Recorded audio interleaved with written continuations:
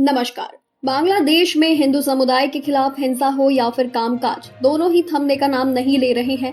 यहाँ हिंदू समुदाय के लोगों को सरकारी नौकरी में शामिल होने पर रोक लगाई गई। इसके साथ ही यहाँ शेख हसीना के तख्ता पलट के बाद से ही हिंदू समुदाय पर लगातार हमले किए जा रहे हैं। आए दिन हत्याएं और लूटपाट की घटनाएं सामने आती हैं।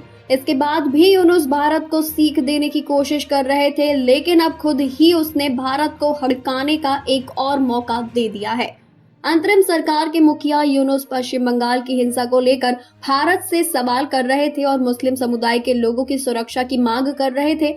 उन्होंने कहा था कि हम मुसलमानों पर हमलों की निंदा करते हैं, जिससे जानमाल का नुकसान होता है। हम भारत और पश्चिम बंगाल सरकार से अल्पसंख्यक मुस्लिम आबादी की पूरी तरह से सुरक्षा के लिए सभी कदम उठाने का आग्रह करते हैं। इस पर भारत के विदेश मंत्रालय के प्रवक्ता रणधीर जायसवाल ने कहा कि हम पश्चिम बंगाल की घटनाओं के संबंध में बांग्लादेश की ओर से की गई टिप्पणियों को सिरे से खारिज करते हैं।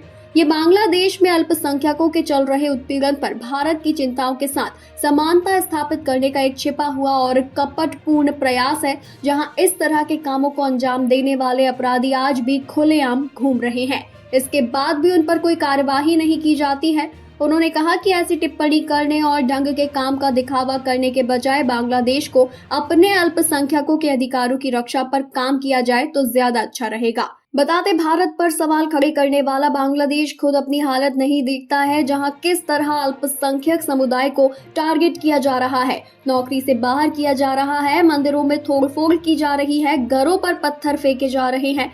इसके बाद भी यूनुस भारत पर सवाल खड़े कर रहे हैं। भारत पहले ही साफ कर चुका है कि यहाँ अल्पसंख्यक बाकी देशों के मुकाबले ज्यादा सुरक्षित हैं, इसीलिए भारत की चिंता करने की जरूरत नहीं है। बांग्लादेश में बीते दिनों एक हिंदू नेता की हत्या ने फिर मौजूदा स्थिति पर सवाल खड़े कर दिए हैं। शेख हसीना के बाद से अब तक हुई कई हिंदुओं की जान जा चुकी है। इसके मामले पर पीएम यूनुस ने सुधार की बात कही थी, लेकिन सुधार होने के बजाय हालात और खराब हो रहे हैं। देश में मनमाने ढंग से गिरफ्तारियां और हिरासत के भी केस सामने आए हैं।